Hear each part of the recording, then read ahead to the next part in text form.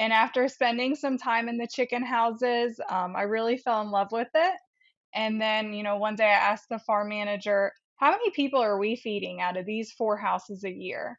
And we did the math out. And after that, it was like a light bulb. I was like, okay, this is it.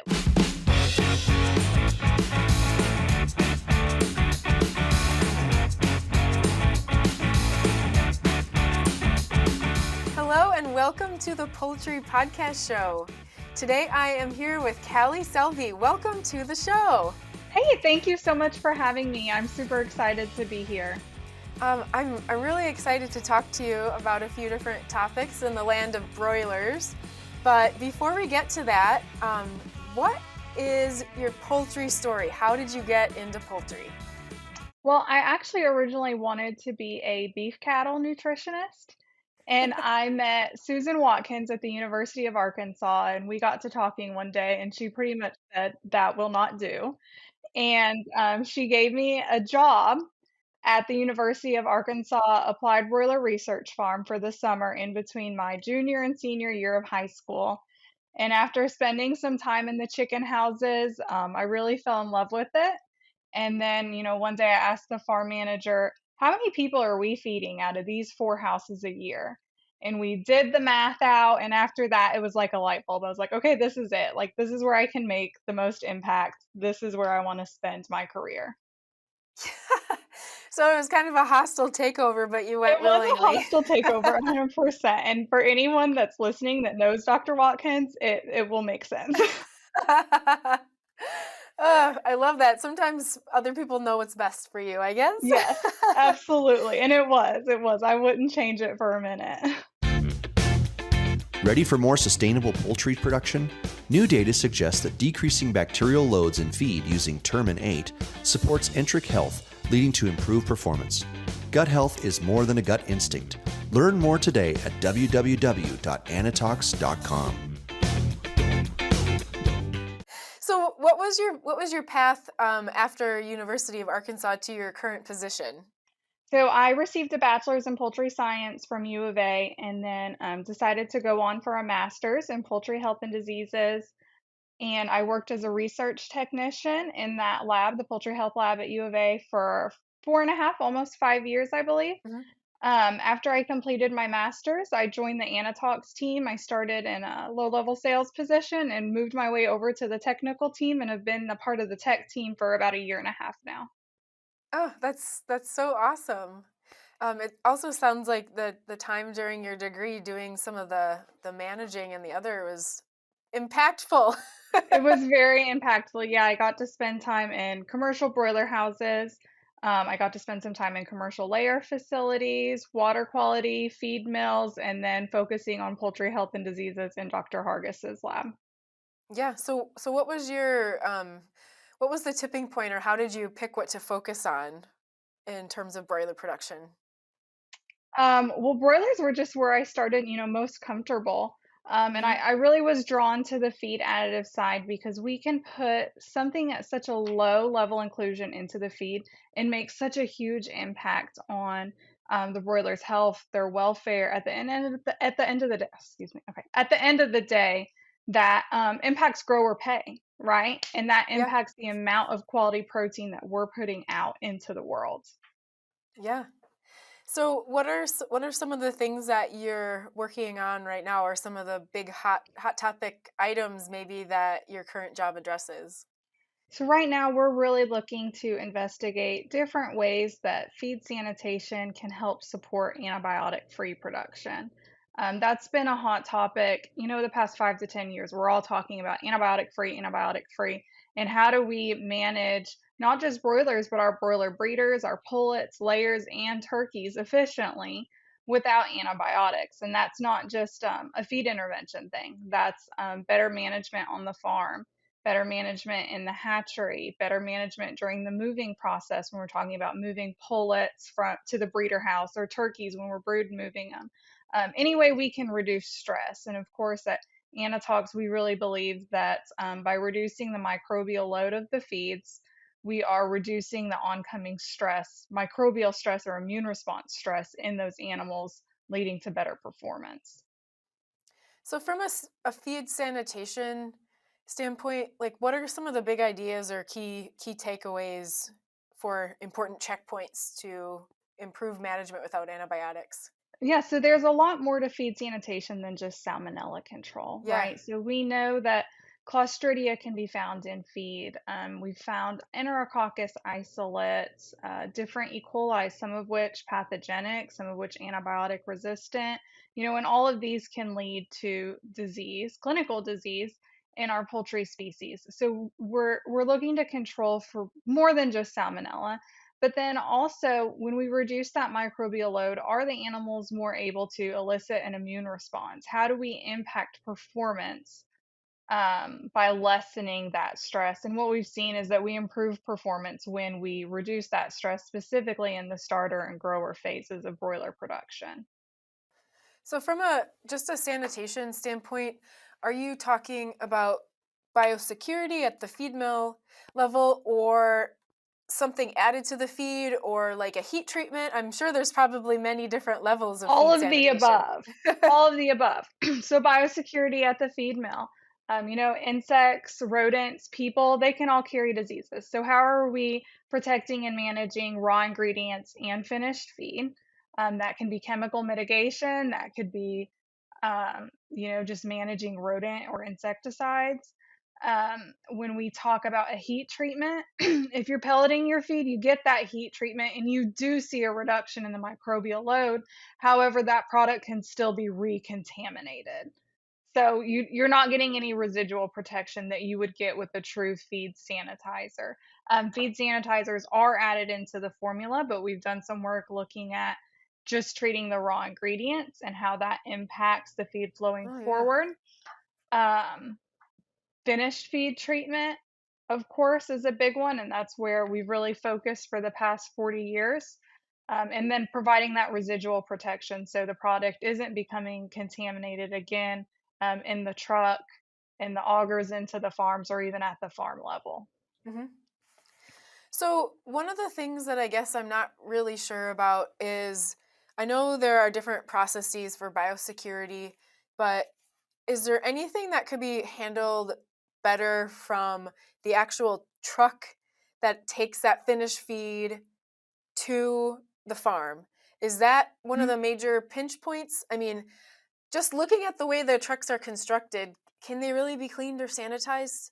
Or is that, you know what I'm saying? Yeah, that's such a good question. Oh man, so there are washout processes. I know in the swine industry, Mhm. I've heard of them actually putting the trucks in like giant ovens and heat treating the trucks themselves, which is a really cool idea. And I don't know if anyone in the poultry side has done that.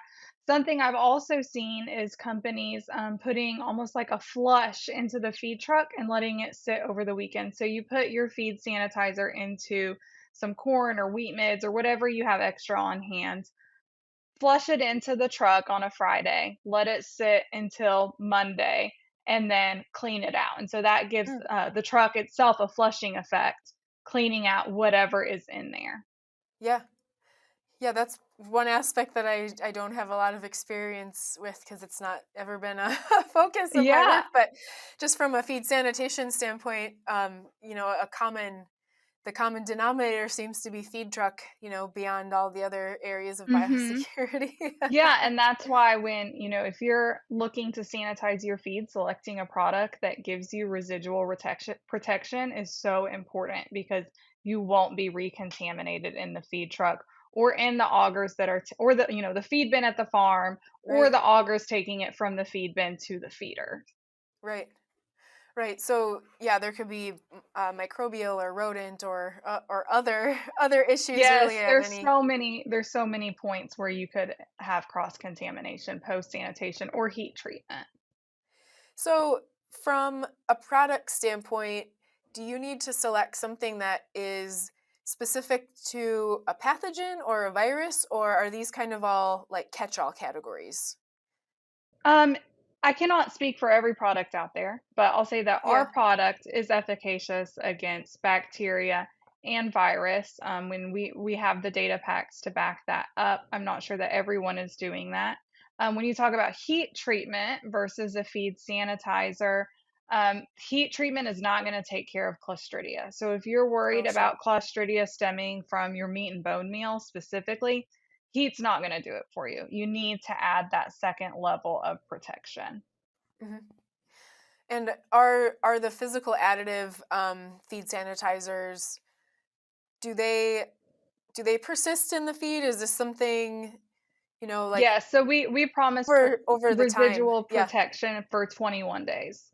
The likelihood of your feed in the United States, especially in the broiler market, sitting for 21 days is pretty slim. Most of the time it's made, right. it's out the door, and it's consumed very, very quickly. So you are protected during that process.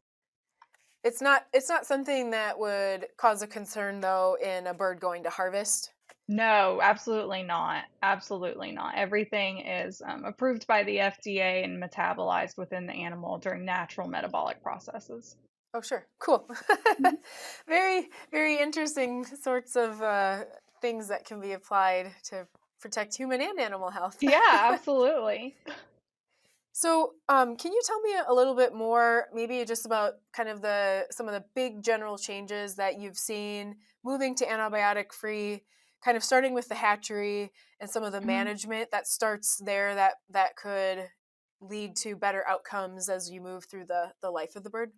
Yeah, of course. So in the hatchery, we're always concerned about what is in that microbial bloom during the hatching phase. Do you have exploders in there that are spreading bacteria throughout the hatch cabinet? Those things are the worst. They're the worst, and they do on so many levels, right? They smell terrible, they make a ton of noise, and they lead to the horizontal transmission of bacteria in your chicks. So then, say we get a chick that's highly contaminated and it goes to the farm. So once we hit the farm level, are we cold stressing the birds? Are we heat stressing the birds? Are they getting enough water? Are they getting enough feed? Is that feed contaminated, leading to more contamination within the animal? Is the water contaminated? Um, and we just go on and on through that cycle. How is the feed impacting the bird's performance? What's your feed quality like, both nutritionally and microbially? And how can we set that animal up for success post hatchery? Um, and then, we deal with horizontal transmission within the broiler farm as well. So that one contaminated chick from the hatchery that got further contaminated through feed and water can then be spreading more bacteria to all his friends at the barn. Then we get to the plant and we're dealing with contamination at the plant, condemnations, salmonella, food safety concerns, Campylobacter concerns. Um, then we're dealing with that at the plant level. Yeah. So that problem back at the hatchery is persisting. It persists absolutely all the way through, and it could have been a breeder problem. It could have even been a pullet problem, right? So we really have to enhance our management all the way down the chain. Yeah. So what are some of the big ideas or major changes in management other than, the I guess some of the sanitation? Is it people just are more aware, or do you think that specific products have really helped these changes? What are some of the key things do you think that I changed? think I think we've really cracked down on management, and we've had to, because beforehand, if we had a little cold stress and maybe we had some E. coli from that or some air sac from that, antibiotics in the feed took care of it, and it wasn't as big of a deal. Now, our growers are really having to manage their ventilation more efficiently. Broiler techs are out there really, really cracking down on ventilation. Are we cold stressing? Are we heat stressing? Are we slicking over the floors? What's our litter quality look like? What's our coxy program look like? How is that doing in the litter? It's so multifaceted. It's not a simple thing. And I think our industry as a whole has done a great job working hard to utilize all our resources, from the feed additive side of things to ventilation to litter quality, um, working together really to solve these problems. So I wouldn't say it's one product that's doing this or one person that's doing this. It's really a team effort industry wide. Yeah, that's always cool to see and hear about people that are working together to for a common goal. Yeah, yeah, I mean, that's what it's all about. It's all about putting quality protein on people's plates. Yeah. So, from a microbial status and kind of change in gut health without the use of antibiotics, Mhm. what are some of the things that you've been working on in the last 5 or so years in that area? So we've been looking at how feed sanitation impacts the control of necrotic enteritis. So we've Mm. seen in controlled, research controlled settings that when you reduce that microbial load in the feed and then challenge with a field isolate of Clostridia perfringens, we see improved performance post challenge. And all we're doing is reducing the microbial load of the feed. That's it.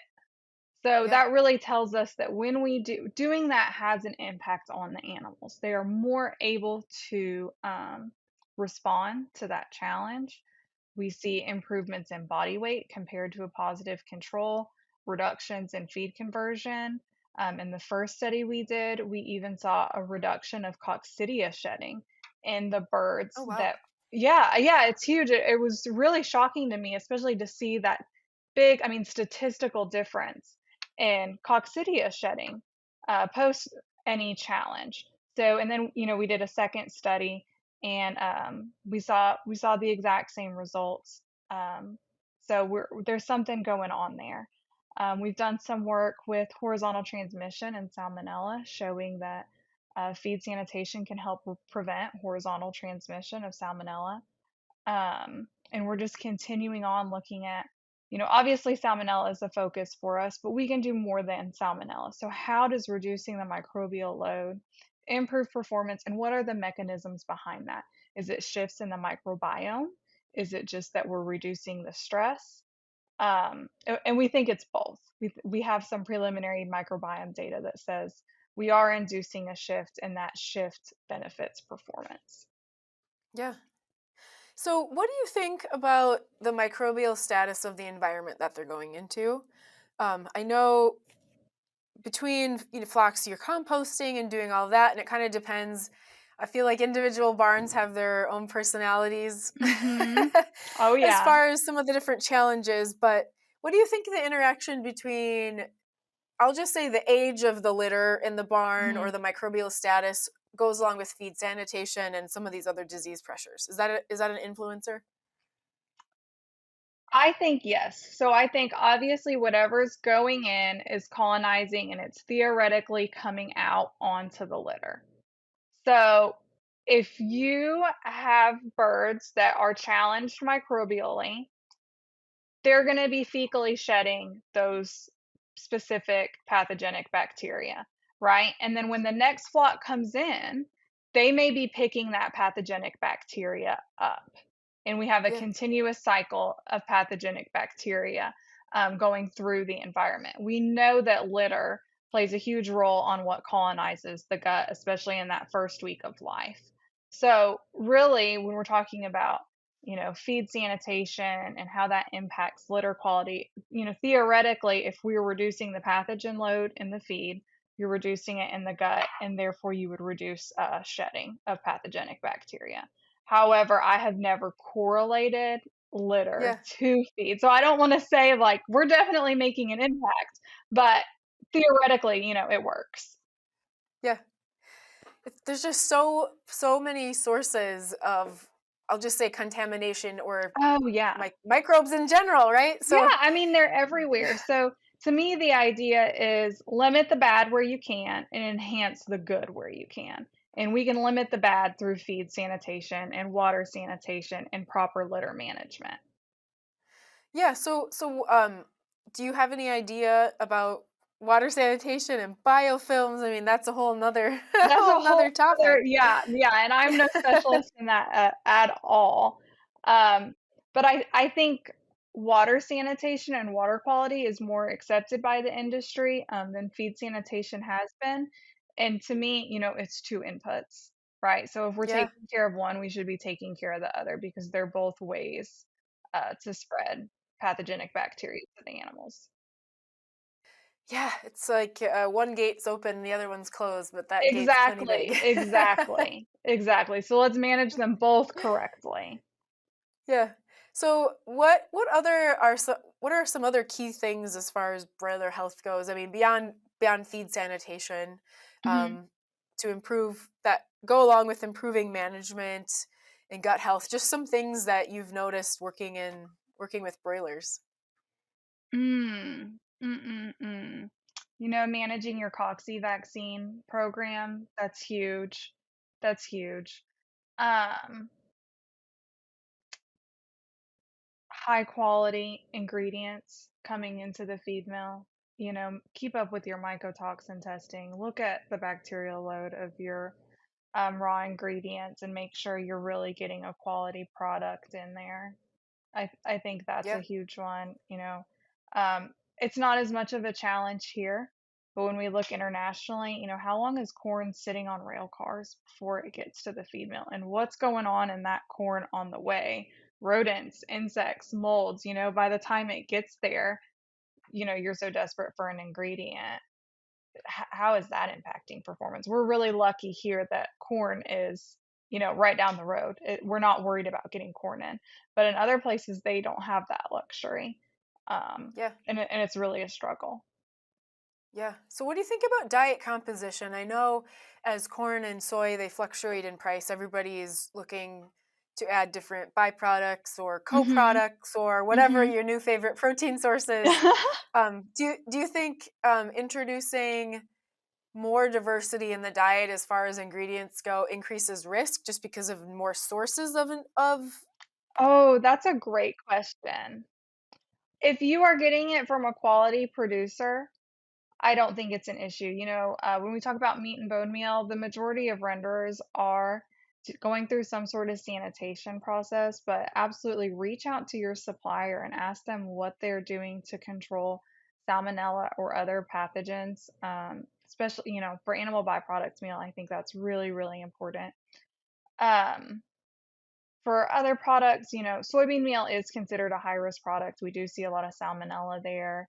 When we talk about products like DDGs or wheat mids, we see a fair amount of enterobacteria there, but maybe not quite as much salmonella. But those are still pathogenic bacteria. So it's just all about, are you buying from a quality supplier, and is your supplier transparent with you about how they're managing the ingredients? yeah.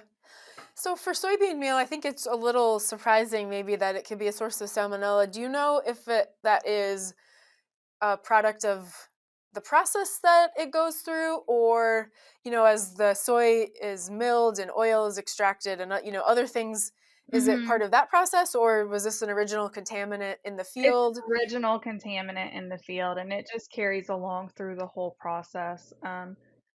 Most soybean crush facilities are looking for salmonella, but there's different regional regulations. So depending on where you're getting it from, um, they may be testing, they may not. And sometimes if they pop positive, they go through a second heat treatment process or something like that. But again, it's just all about transparency with your supplier. Yeah, yeah, there's definitely not an easy task to be a nutritionist and have to go No, through no, not a at list of all. suppliers. Not at all. The nutritionists and purchasing departments, I mean, they have their jobs cut out for them for sure, trying to find high quality ingredients that are still economical. Yeah. Yeah, so, speaking to economics, especially when you start, let's just say, substituting from a microbial load, are there particular products that you just know I need to test for this or I need to test for that based on the byproduct that it is? Or Always is it test your, kind I of like, mean, meat and bone meal needs to be tested. Um, Something that we do for our customers when they are treating their diets, we ask them to send in feed samples and we look at the microbial load for them. We make sure the product's there and it's doing what it's supposed to. And generally, if we compare treated to untreated or look at their raw ingredients, we see pretty high enteral loads in the untreated and in raw ingredients, and we see a nice reduction. But I mean, it's definitely there. It's just, are you willing to take the time to look for it or not? Yeah. It's scary. It is. It is. And I really didn't know anything about this until I came to Anatox. And then I started Mhm. looking through the data and stuff. And I was like, this is scary. Like, there's a lot going on here that I never thought about. And a lot of people probably aren't, but it can really impact your performance.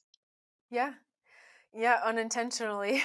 Unintentionally. Yeah, you're just not thinking about it. And then it's like, okay, this was kind of a no-brainer. Like, we're taking care of our water. Why aren't we taking care of our feed? Yeah. Yeah, I totally get that. So what do what do you think is next? What are some of the big up and coming ideas in broiler production? I know that I don't know if we've hit a peak for antibiotic free production, and I'm using that in terms of, treatment or Yeah. others, not because the meat is all antibiotic free. Mhm. um, Absolutely. but in NAE, have we hit a peak? I don't know. I don't know.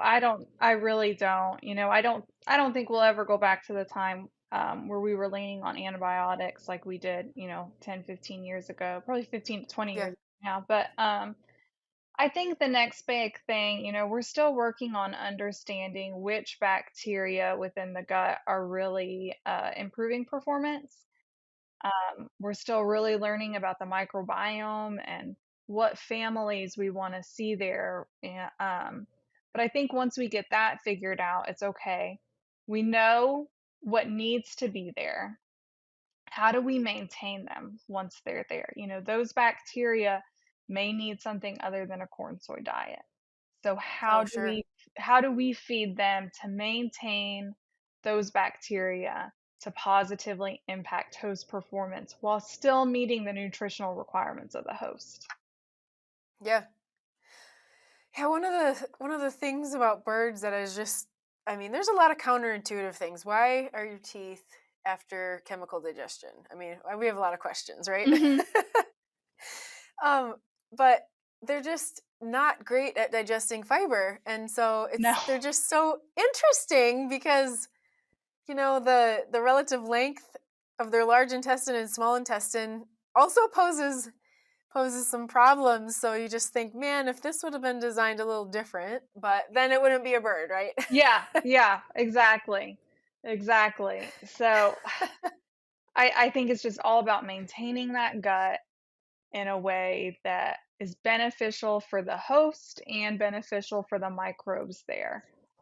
That's the next big step.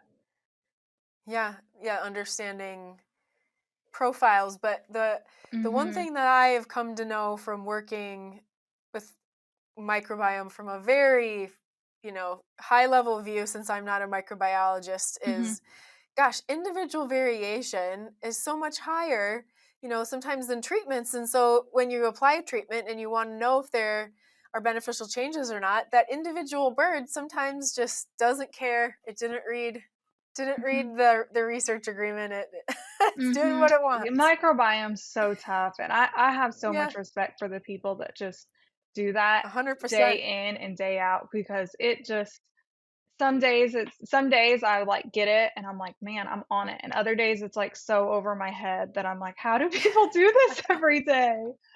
Oh, Oh, that's why everybody has their own specialty area and you can yeah. lean on someone else. Yeah, but but the microbiome people they're the next pioneers, right? They're the next big Heck thing. yeah. They're Yeah. awesome. More power to them. Evonik Animal Nutrition is committed to ensure food security and safety while reducing the ecological footprint of animal farming.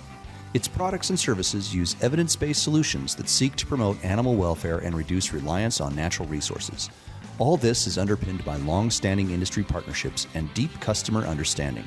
Evonik's focus on efficiency, sustainable, healthy nutrition, and collaborations with livestock farming partners creates value for customers and consumers. So, from a structural standpoint, I know again, poultry houses have changed, Mhm. especially reflecting some of the increased ventilation controls and needs. Do you think there could be or are needed to be any major changes in the way we construct feed mills that would better improve biosecurity, or maybe, I don't know if you can retrofit some of these feed sanitation methods or not, but is that an area that we need to be looking at or paying attention to? You know, that's a great question. Um, there's some older feed mills out there where you see birds flying around sometimes that it's like, maybe we should patch that up, right? Um, but our newer feed mills, they're incredible. I mean, they're just incredible, and I think we've really got a handle on it. It's just fixing up some of those older ones. Yeah. I think one of the other issues is rodents in train cars. Oh, yeah. That's the issue. I think our feed mills are great. Um, how do we control rodents in train cars or insects in train cars? That's a bigger problem in my mind. And maybe I'm wrong. I don't know, but to me, that's what's scary. Yeah, I've never thought about that part of the middleman equation, because there's always a Mhm. transport. So, Mhm. it's So a what do great we do about question. that? I think that's a big one because they're contaminating the products coming in on rail cars. Oh yeah. Gosh. I don't know. Someone's gonna figure it out. Yeah. So before we wrap up our chat today, are there any big points or any, parts of feed sanitation and gut health and broiler health that you wanted to touch on or emphasize? I think we just I think we all need to take a step back and just realize that the goal is to reduce pathogenic bacteria entering the system. And we need to come at that from every way, whether that be, you know, hatchery sanitation, you know, trash and floor eggs at the breeder farm, and then taking care of our feed quality, both microbially and nutritionally, and taking care of our water quality. It is a multifaceted approach. It is not one size fits all. So we all have to work together to be better from every angle. Yeah, I think that's some great input. Thank you. It's time for our famous 3. One of AB Vista's core strategies is to give customers the flexibility to do more with less, which is a common theme among many companies and producers in today's industry. As a science-driven company, AB Vista has proven results to help our customers achieve optimal performance using customized programs with our core phytase and xylanase. So before we wrap up, I'll ask you the 3 questions that we ask all of our guests. Okay. So the first one is, what is a favorite poultry resource? The Ross 308 broiler guide. I'm in there constantly. Oh, that's awesome. Yeah, totally. I'm there with you. Yeah, I teach know I'm not homework. alone. We're all in it constantly. So we need to give him the credit where credit's due. Yeah, that's awesome. What's a favorite non-poultry related resource that you've Paula read or Dean's referenced? Southern Cooking Bible. Yes.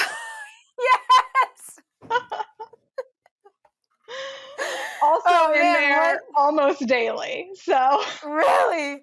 What's a favorite recipe? shrimp and grits. Ooh, Shrimp and heck grits. yeah. It's good. I recently learned, I probably should have known this, but I'm from the Midwest and still live in the Midwest, that Okay. the shape of the C that a shrimp makes will let you know if it's over or undercooked. I had no idea. Yep, if it's too tight, if it's a tight C, it's overcooked. Yeah. I'm not good at cooking shrimp, I don't think. So I never knew that, but I learned that recently. So things you know. The things you learn, yeah. Yeah. Our last question to wrap up the chat is, do you have any advice or things that you've noticed that would help someone be successful in the industry, the poultry industry? Everyone respects hard work. Work Oh, hard, have good manners, you'll get wherever you want to go. oh, that's really good. That's really good advice. I Oh, well, totally thank agree. you. thank you so much for chatting today. This has been really fun, and once again I've learned more about feed sanitation, so I appreciate that. And now, gosh, if microscopes were everywhere, I think life would be different, but just the fact that makes everything you do, you think a little different about it. Yep, absolutely. Well, thank you so much for having me. It's been fun. You're welcome.